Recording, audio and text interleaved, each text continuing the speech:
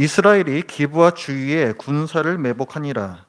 이스라엘 자손이 셋째 날에 베냐민 자손을 치러 올라가서 전과 같이 기브와에 맞서 전열을 갖추매 베냐민 자손이 나와서 백성을 맞더니 꾀임에 빠져 성읍을 떠났더라. 그들이 큰 길 곧 한쪽은 베델로 올라가는 길이요 한쪽은 기브와에 들로 가는 길에서 백성을 쳐서 전과 같이 이스라엘 사람 30명 가량을 죽이기 시작하며 베냐민 자손이 스스로 이르기를 이들이 처음과 같이 우리 앞에서 패한다 하나 이스라엘 자손은 이르기를 우리가 도망하여 그들을 성읍에서 큰 길로 꿰어내자 하고 이스라엘 사람이 모두 그들의 처소에서 일어나서 바알 다말에서 전열을 갖추었고 이스라엘의 복병은 그 장소 곧 기브와 초장에서 쏟아져 나왔더라. 온 이스라엘 사람 중에서 택한 사람 10,000명이 기브아에 이르러 치매 싸움이 치열하나 베냐민 사람은 화가 자기에게 미친 줄을 알지 못하였더라. 여호와께서 이스라엘 앞에서 베냐민을 치심해 당일에 이스라엘 자손이 베냐민 사람 25,100명을 죽였으니 다 칼을 빼는 자였더라. 이에 베냐민 자손이 자기가 패한 것을 깨달았으니 이는 이스라엘 사람이 기브아에 매복한 군사를 믿고 잠깐 베냐민 사람 앞을 피하매 복병이 급히 나와 기브아로 돌격하고 나아가며 칼날로 온 성읍을 쳤음이더라.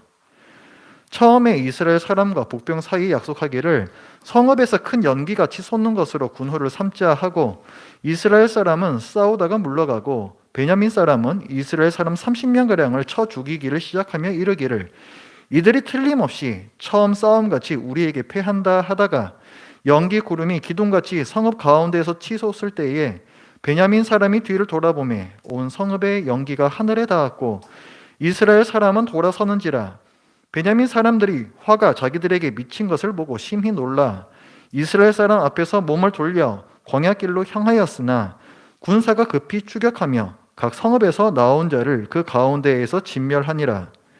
그들이 베냐민 사람을 에워싸고 기브아 앞 동쪽까지 추격하며 그 쉬는 곳에서 짓밟음에 베냐민 중에서 엎드러진 자가 18,000명이니 다 용사더라.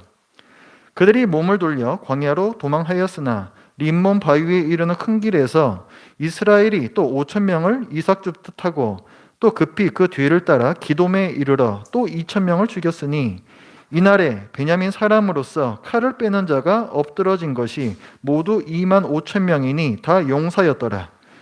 베냐민 사람 600명이 돌이켜 광야로 도망하여 림몬 바위에 이르러 거기에서 넉 달 동안을 지냈더라. 이스라엘 사람이 베냐민 자손에게로 돌아와서 온 성읍과 가축과 만나는 자를 다 칼날로 치고 닥치는 성읍은 모두 불살랐더라. 아멘. 지난 시간에 우리는 왕이 없어서 백성이 종교적으로 타락했던 시대를 보았습니다. 적당히 종교인의 모습을 가지고 자기가 왕이 되어 세상에서 잘 살았던 사람들이었죠. 경건의 모습은 있으나 경건의 능력은 없는 사람들.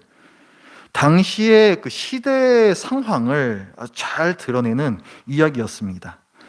오늘 본문은 사사기의 마지막 에필로그 중에서 두 번째 이야기로 이건 역시 사사시대에 흔히 볼 수 있었던 모습을 고발하고 있습니다. 한 레위인과 그의 첩이 여행을 하다가 기브아라는 성에 묵게 되었습니다. 그런데 주민들이 이 레위인이 묵고 있는 집에 찾아와서 문을 두드리면서 그 사람을 빨리 내놔라, 성관계를 맺겠다라고 위협을 합니다. 그리고 그의 첩을 집단 성폭행하여서 죽음에 이르게 해요. 우리가 잘 아는 어떤 사건하고 비슷하죠. 소돔과 고모라, 굉장히 비슷합니다. 소돔과 고모라는 가나안 주민들이 살았던 곳이죠. 그런데 기브아, 오늘 이 배경이 되고 있는 이 기브아는 이스라엘의 베냐민 지파 사람들이 사는 마을입니다. 그러니까 이들은 다른 사람에게 속한 것을 탐내지 말라는 10계를 어겼고 간음하지 말라는 7계를 어겼으며 살인하지 말라는 6계를 어겼습니다. 굳이 10계명이 아니더라도 하나님을 믿는 사람이 아니더라도 누구나 이 이야기를 보면 눈살을 찌푸리고 역겨워할 만한 일이 일어났어요. 사람이 해서는 안 될 짓, 윤리적으로 매우 악하고 심각한 범죄가 이스라엘 안에서 일어났습니다. 고향에 돌아간 레위인이 이스라엘 모든 지파에 이 사건을 알립니다. 그런데 이 알리는 방법이 엽기적이에요. 죽은 자기 첩, 여인의 몸을 12조각 토막을 내서 각 지파에다가 소포로 보냈습니다. 어떤 지파는 그걸 열어보니까 머리 덩어리가 하나 나오고, 어떤 지파는 열어보니까 팔 이만큼이 나오고, 어떤 지파는 열어보니까 정강이가 한쪽 튀어나옵니다. 범죄 사건을 굳이 이런 방식으로 알릴 필요는 없죠. 몹쓸 사람들에게 가련하게 죽어간 사람의 시신을 이런 식으로 훼손하면 안 됩니다. 이거는 고인에 대한 예의가 아니에요. 신앙을 떠나서 사람으로서 할 짓이 아닙니다. 이 레위인 역시 윤리적으로 타락한 몹쓸 자라는 것을 알 수가 있어요. 이 사람이 어떤 일을 했는지 우리가 보면, 기브아라는 곳에서 지금 어떤 끔찍한 일이 일어났잖아요. 그 첩이 몹쓸 일을 당한단 말이에요. 그런데 그 레위인은 이 사건에 침묵으로 동참합니다. 비겁한 사람이라는 거예요. 자기 신변이 위험해지니까 빨리 내놔라, 동성애를 하겠다, 빨리 내놔라. 자기 신변이 위험해지니까 비겁하게도 자기 첩을 자기 손으로 끌어다가 몸 밖으로 내보냅니다.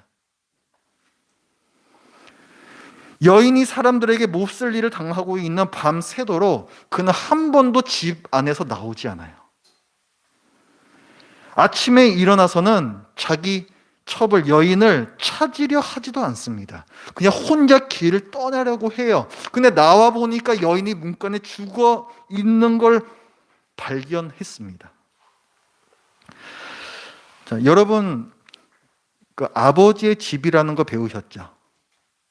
이번 성경학교 통해서 가장의 의무가 있어요. 자기 집안에 속한 사람들을 보호하는 것이 가장이고 그것이 아버지의 집입니다. 근데 지금 이 남자는 어떻게 하고 있습니까? 무책임하죠. 비겁하죠. 책임을 다하지 않고 있어요. 굳이 여호와 신앙, 믿는 사람이 왜 그러냐, 이거 다 떠나서 아버지의 집이라는 것은 당시 고대 근동에 어느 나라든 다 중요하게 여기는 윤리였습니다. 그런데 그것을 헌식자처럼 그냥 버려버리는, 자기 책임을 이행하지 않는, 도덕적으로 지탄받아 마땅한 사람이 바로 이 레위인입니다. 이스라엘 각 지파에서 이 시신 토막을 받아보고 놀라서 모든 지파가 모이는 총회를 소집해요. 그런데 이 총회에서 이 레위인은 사건을 객관적으로 설명하지도 않습니다. 어쩌다가 자기 아내가 죽게 된 거예요? 자기 손으로 이끌어낸 거잖아요. 그렇죠? 근데 전혀 얘기 안 합니다. 뭐라고 얘기를 하냐면은 그 성읍 사람들이 날 죽이려고 했다. 죽이려고 한 적 없어요. 거짓말하죠. 그 다음에 이 사람들이 자기 아내를 욕보였다. 이렇게만 얘기를 해요. 자기가 잘못한 건 전혀 얘기를 하지 않습니다. 자기 비겁함 얘기하지 않고 기브아 사람들이 자기를 죽이려고 했다고 과장하고 이렇게 보고를 해요. 그러니까 이 레위인은 개인적 분노와 원한을 지파 간의 전쟁으로 이슈화시키기 위해서 선동하고 있어요. 자기가 할 수 없는 징계를 어떤 지파의 힘을 빌어서 하려고 사람들을 선동하고 있습니다. 고의적으로 위증하고 있는 거죠. 위증은 거짓 증거하지 말라는 국외의 위배가 될 뿐더러 사회 윤리적으로도 문제가 됩니다. 지금도 위증은 굉장히 심각한 거예요. 왜냐하면 위증은 죄 지은 자를 벌 안 받게 하고 죄 안 지은 자를 벌 받게 하기 때문에 그렇습니다. 2차 피해라고 부르는 거죠. 사회의 정의 실현을 방해하는 것이 바로 이 위증이에요. 오늘날에도 우리가 위증하는 사람들 보면은 어떤 생각이 듭니까? 그 사람이 저질렀던 그 죄도 괘씸하지만 위증을 할 때, 거짓말을 할 때 우리는 더 혐오감을 느끼잖아요. 저건 정말 인간이 안 됐구나라는 걸 느끼잖아요. 신앙하고 관계가 없는 부분이에요. 이 레위인은 매우 비윤리적인 사람입니다. 자, 이스라엘 지파들이 끔찍한 이 핏덩이 덩어리를 보고 또 레위인의 선동적인 말을 듣고 격분합니다. 우리는 하나님의 백성인데, 우리는 거룩한 백성인데 어떻게 우리 안에서 이런 끔찍한 일이 일어날 수 있단 말이냐. 이스라엘 안에서 악을 제거하자 하면서 온 이스라엘이 하나로 뭉칩니다. 사사시대는 느슨한 지파 연합체제라고 불러요. 한 나라라고 머리로만 알고 있지 사실은 다 각자의 영토에서 따로따로 사는 사람들이란 말이에요. 근데 이 사람들이 하나로 모였습니다. 하나로 모였어요. 그 11절, 20장 11절 말씀을 보면 이와 같이 이스라엘 모든 사람이 하나같이 합심하여 그 성읍을 치려고 모였더라.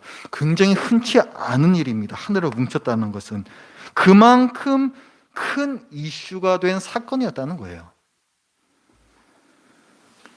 지파 연합군이 베냐민 지파에게 가서 불량배들을 넘기라고 합니다. 우리가 징계하겠다. 우리가 그 사람들 죽이겠다. 그 사람들 빨리 내다오. 얘기를 했는데 베냐민 지파가 거절해요. 자기 지파 사람이라고 싸고 돌기를 합니다. 그래서 베냐민 지파와 11지파 연합군 사이에 전쟁이 시작이 돼요. 3번을 전쟁합니다. 3번. 전쟁을 할 때마다 이 연합군, 지파 연합군 측에서는 하나님께 뜻을 물어요. 자, 전쟁을 앞두고 하나님께 뜻을 묻는 것은 모세도 그렇게 했었고 여호수아도 그렇게 했었습니다. 그러니까 하나님의 백성으로서 잘 하고 있는 것 같은데 의외로 첫 번째, 두 번째 전쟁에서 연합군이 패퇴해요. 진단 말이에요. 그렇게 고전하다가 3번째 전쟁에서 드디어 대승을 거두는데 도가 지나쳤어요. 베냐민 지파를 전멸시키기까지 잔인하게 공격을 합니다. 43절 말씀에 그들이 베냐민 사람을 에워싸고 기브아 앞 동쪽까지 추격하며 그 쉬는 곳에서 짓밟았다 얘기해요. 짓밟았다. 굉장히 잔인한 표현이죠. 48절에서는 또 뭐라고 얘기하고 있습니까? 이스라엘 사람이 베냐민 자손에게로 돌아와서 온 성읍과 가축과 만나는 자를 다 칼날로 치고 닥치는 성읍은 모두 다 불살랐더라. 다, 모두, 다 이런 표현들이 계속 반복이 되죠. 만나는 모든 것은 다 죽이고 다 불살랐다. 모두 다 죽였다는 것은 군인뿐만이 아니라 여자와 아이들까지 남녀노소 가릴 것 없이 다 죽였다는 얘기예요. 다 죽고 47절에 보면은 남자 600명만 남습니다. 어떤 지파를 진멸시키는 것은 결코 하나님의 뜻이 될 수가 없어요. 본문은 오늘 이 사건을 기록하고 있는 본문은 베냐민 지파와 이 11지파가 서로 형제지간임을 강조합니다. 13절, 23절, 28절에 형제 이런 표현이 계속 나와요. 진멸이라는 명령은 이스라엘이 갖고 있는 여호와 신앙을 오염시키는 그 주위에 가나안 족속들이 있죠. 그 사람들을 대상으로 하나님께서 주신 명령이에요. 그것이 진멸, 헤렘이라고 부르는 명령입니다. 그런데 이스라엘은 오늘 이 말씀을 보면 정작 가나안 족속에게는 이렇게 하지 않은 사람들이 형제 지파를 진멸하고 있어요. 이스라엘은 누가 진짜적인지 분간하지 못하고 있습니다. 왜 그래요? 이성을 잃은 거예요. 편파적인 보고에 선동이 되어서 내 생각 가는 대로, 내 마음 가는 대로 분노를 쏟아내고 있습니다. 하나님의 전쟁, 여호와의 전쟁이라 하는 것은 정의를 회복하고 거룩함을 회복하기 위한 전쟁이라고 얘기를 하는 거예요. 그런데 지금 이 전쟁은 그런 전쟁에서 벗어나서 무기를 들지 않은 여자와 아이들까지 죽이는 비윤리적인 대학살극이 되었습니다. 그 결과는 치명적이었어요. 이스라엘의 한 지파가 없어질 위기에 처했습니다. 시내산에서 하나님께서 이스라엘 백성과 언약을 맺으시죠. 시내산에 다 백성 오게 하신 다음에 언약을 맺으신단 말이에요. 근데 그 언약을 맺으시는 그 말씀을 보면요, 그냥 들으세요. 출애굽기 24장 4절 말씀인데, 모세가 여호와의 모든 말씀을 기록하고 이른 아침에 일어나 산 아래에 제단을 쌓고 이스라엘 12지파대로 12기둥을 세우고 언약을 맺어요. 12기둥, 12지파 12기둥. 하나님께서 언약을 맺으신 대상은 12지파입니다. 12지파와 맺으신 언약이에요. 그게 이스라엘이 하나님의 백성이 된 언약의 그 형태입니다. 12지파가 보존되어야 온전한 이스라엘이고 온전한 하나님의 백성이고 온전한 언약 백성인 거예요. 근데 지금 한 지파가 멸절 위기에 처했습니다. 언약 백성의 정체성에 문제가 생기는 거예요. 이렇게 되면 결과적으로 이스라엘 전체가 큰 위기를 맞게 되었습니다. 왜 이런 결과가 나왔어요? 뭐 하나님의 백성, 신앙 운운할 필요 없습니다. 이들의 말과 행동이 모두 비윤리적이었기 때문이에요. 기브아 사람들이 자기 마음 가는 대로 했고, 이 레위인도 그냥 자기 마음 가는 대로 했고, 이 베냐민 지파도 그냥 자기 마음 가는 대로 했고, 이 11지파 연합도 자기 마음 가는 대로 했는데, 이 일들이 우리가 본 것 같이 모두가 다 인간의 이 두껍을 쓰고 있는 도덕적으로 악한 짓들이었습니다. 하나님께서는 이 엄청난 사건이 이스라엘 안에서 일어날 때 뭘 하고 계셨을까?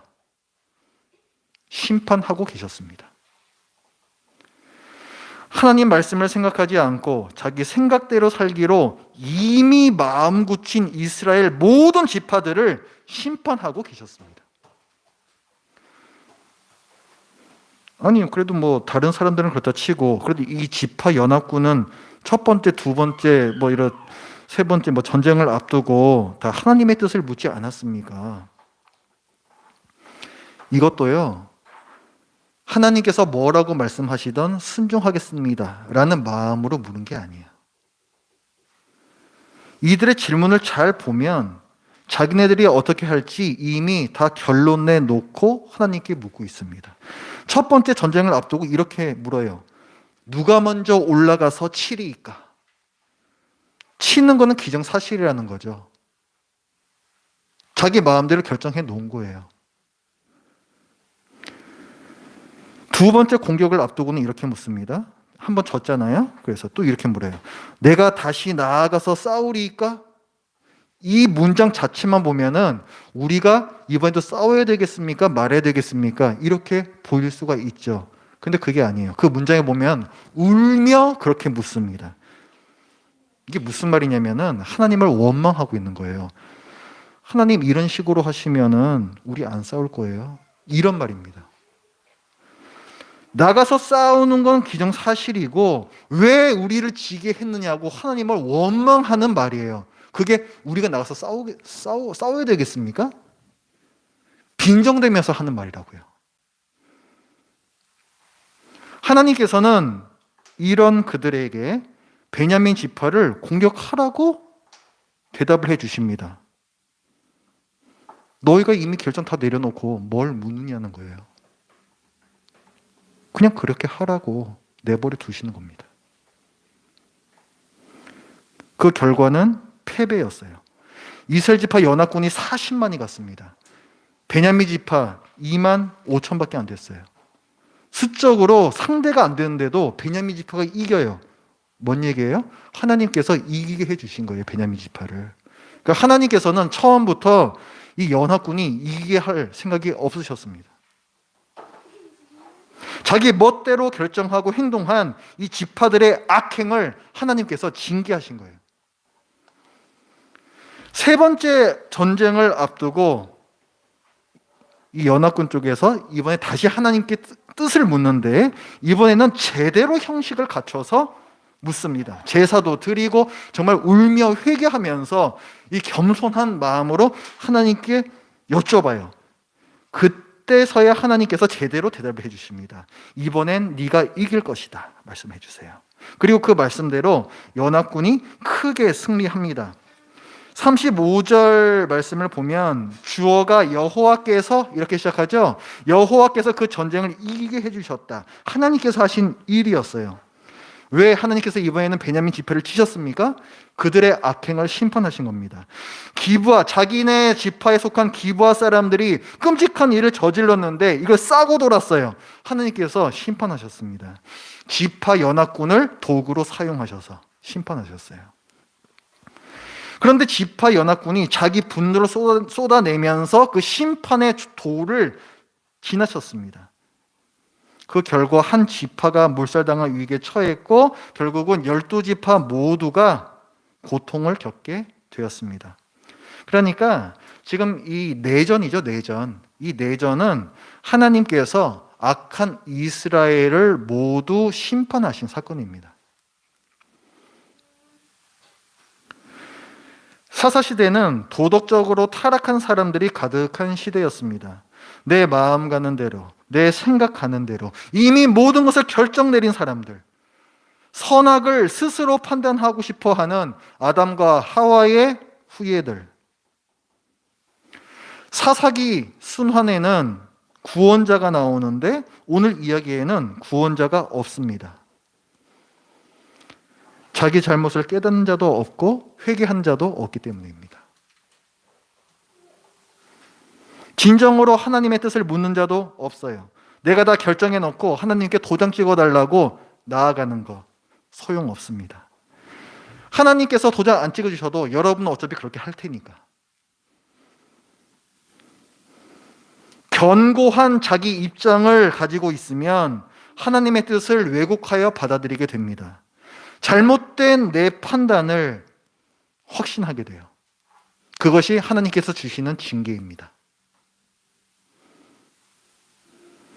하나님의 뜻을 진정으로 존중하는 신앙, 높이고 무겁게 여기는 그 신앙, 어떤 대가를 치르더라도 하나님 말씀에 순종하겠다는 각오가 없는 신앙은 사실은 하나님을 믿지 못해 내 마음대로 흘러가는 불신앙일 뿐입니다. 신앙이 무너진 신자는 윤리적으로도 무너져요. 왜 그렇습니까?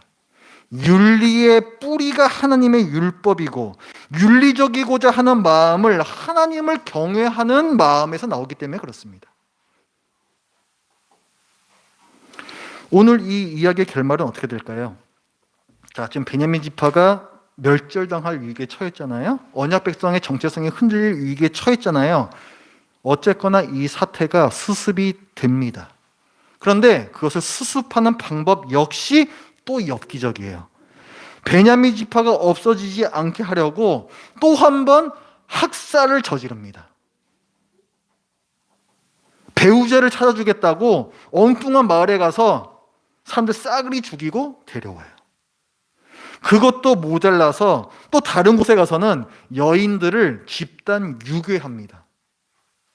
그래서 베냐민 지파가 멸망당하지 않도록 해결을 해요. 개판이죠, 완전히. 개판이다. 딱 어울리는 표현입니다. 각기 자기 소견에 옳은 대로 행하여서 도덕 윤리마저 무너진 사회.